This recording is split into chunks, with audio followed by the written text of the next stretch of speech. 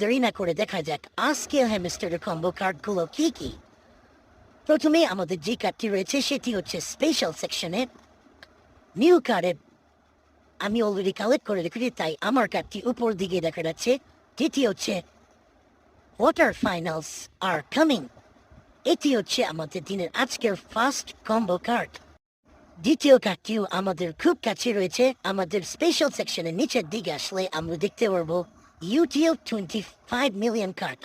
আর এই কার্ডটি হচ্ছে আজকের দিনে আমাদের দ্বিতীয় কম্বো কার্ড।